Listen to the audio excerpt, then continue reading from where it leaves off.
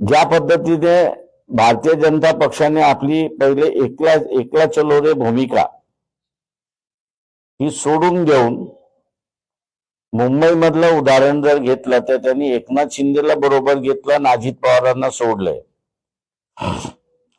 तेव्हा हे जे धरसोडचं त्यांचं धोरण जोपर्यंत संपत नाही तोपर्यंत कोण कोणाची युती करेल हे सांगता येत नाही. भाजप बरोबर आपण जायचं नाही आपली भूमिका पूर्ण. मग इतर जे पक्ष आहेत त्यात प्राधान्याने आपण कुणाबरोबर तुम्हाला योग्य वाटतं? आम्ही प्राधान्य कोणालाच देत नाही. जे आमच्या बरोबर बसतील ते आमचे. पण काँग्रेसचे तुम्हाला निमंत्रण आहे. मागच्या महाविकास आघाडीमध्ये तुम्ही म्हणत होतो की बाबा काँग्रेस पक्ष जो आहे त्याच्या आता एक लक्षात आलेलं नाही की नगरपालिकेच्या निवडणुकीमध्ये त्यांच्याकडे हिंदू राहिलेला नाही. जे काही आता त्यांना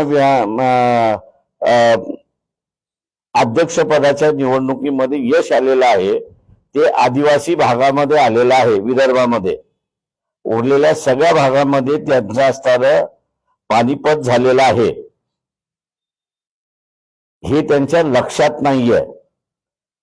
आणि त्याच्यामुळे त्यांचं जे ओरबडण्याचं जे धोरण आहे ते जोपर्यंत ते सोडत नाही तोपर्यंत काँग्रेस बरोबर मला वाटतं कोणी बसेल असं मला वाटत नाही.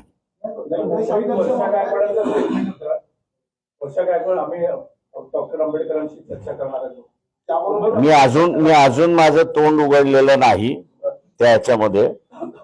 पण मी ज्या दिवशी उघडेन त्या दिवशी काँग्रेसला महाराष्ट्राभर नाही तर देशभर फटका बसेल.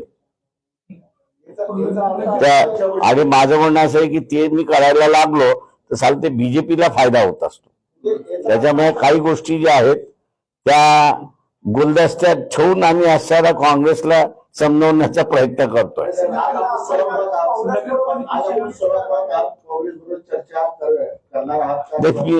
असं आम्ही चर्चा करण्याचे अधिकार जे आहेत ते आमच्या जिल्हा अध्यक्षांना आम्ही दिलेले आहेत.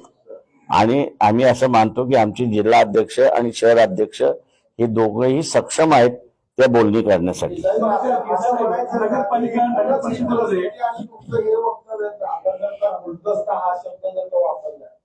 त्यानंतर असं समजायचं का की मुंबईच्या महानगरपालिका निवडणुकीमध्ये काँग्रेसची ऑफर ही तुम्हाला मान्य नाही?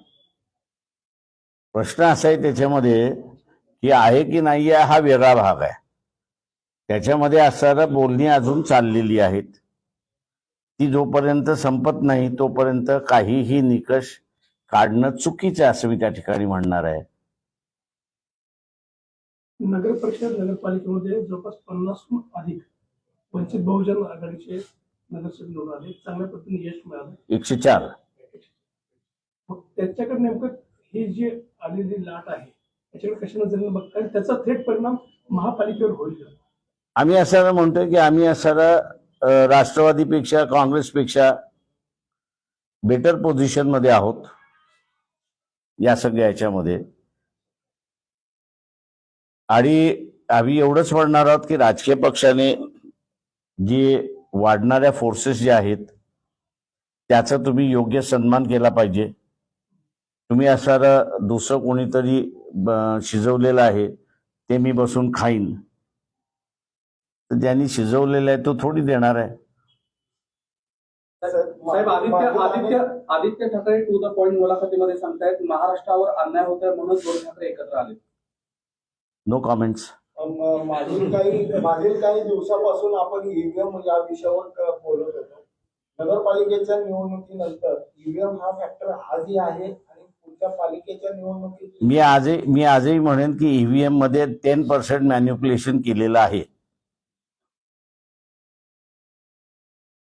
मी आजही ते माझ्या बरोबर एक कुठलाही नॅशनल पार्टी जॉईन झाली तर मी ते सिद्ध करून दाखवेन. कोर्टाला म्हणजे इथल्या इलेक्शन कमिशनला कोर्ट वापरावं लागलं माझं पिटिशन बाहेर फेकायला. आणि मी आज कोर्टालाही चॅलेंज करतोय आणि इलेक्शन कमिशनलाही चॅलेंज करतोय की तुमच्याकडची कागदपत्र म्हणजे annexure 44 and annexure 54